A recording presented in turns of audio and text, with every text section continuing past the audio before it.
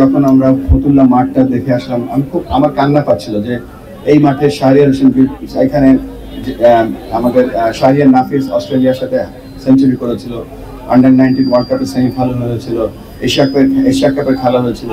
সেই মাঠটার অবস্থা অত্যন্ত করুণ। এবং আপনারা জানেন যে ক্রিকেট খেলার জন্য সব থেকে বড় যে ইনগ্রিডিয়েন্টসটা দরকার খেলোয়াড়দের পাশাপাশি হচ্ছে ফেসিলিটি। এবং এই ফেসিলিটির যে অবস্থা দেখে আসলাম ফতুল্লা, যেটা আমাদের একটা ন্যাশনাল স্টেডিয়াম, আমার মনে হয় এখানে অনেক অনেক অনেক কিছু করার আছে।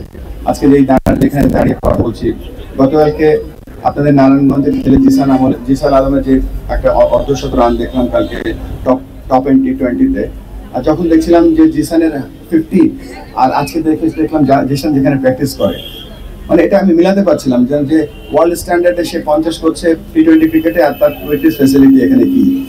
জাহাঙ্গীর খুব প্রাউড করছিল যে আমার এখানে 3টা উইকেট আছে।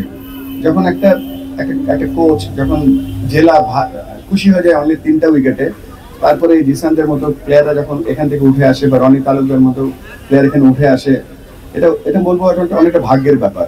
এখানে 3টা কেন, এখানে 30টা উইকেট থাকা উচিত।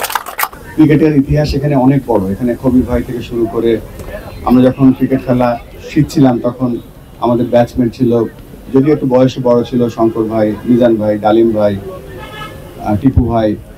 তো তাদের সাথে একসাথে এবং তৎকালীন কোচ ছিল এখানে দুলু আফ্রিদি ভাই।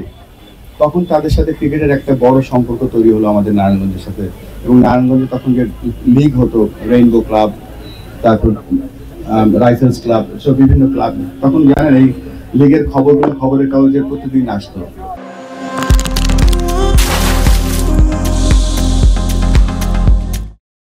নারায়ণগঞ্জের ক্রিকেট লিগ তখন অনেক বড় ছিল। তারপরে কিন্তু বড় যে রেভলিউশনটা আসলো, অবশ্যই আমি সকলকে কৃতিত্ব দেবো, তার সাথে একজনের নাম আমাকে বলতেই হয়। এখানে আমার সামনে বসে আছে জলিশ ভাই, এবং এই জলিশ ভাইয়ের যে কন্ট্রিবিউশন ছিল, আমাদের বন্ধু জাহাঙ্গীর, বিদ্যুৎ, আমাদের প্রয়াত দেশবাসী মৃদুল, জিয়া, জাকারিয়া সহ বহু ক্রিকেটার এই নারায়ণগঞ্জ থেকে বাংলাদেশের প্রিমিয়ার লিগ এবং জাতীয় দলে খেলেছে।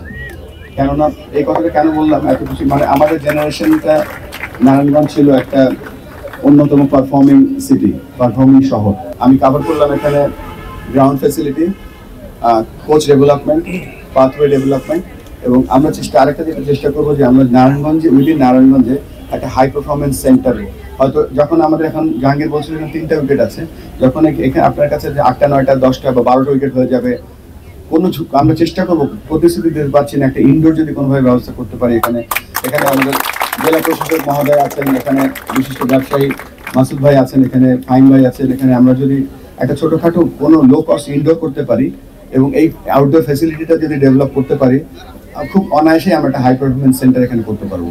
তো এই 4টা প্রতিশ্রুতি যেটা হলো, একটা হচ্ছে ফ্যাসিলিটি, একটা হচ্ছে গ্রাউন্ড, একটা হচ্ছে কোচ ডেভেলপমেন্ট, আর একটা হচ্ছে যে হাই পারফরমেন্স সেন্টার। এই 4টা কাজ আমরা সাথে নিয়ে প্রায়োরিটি বেসিসে ইনশাআল্লাহ আমরা কাজ শুরু করবো।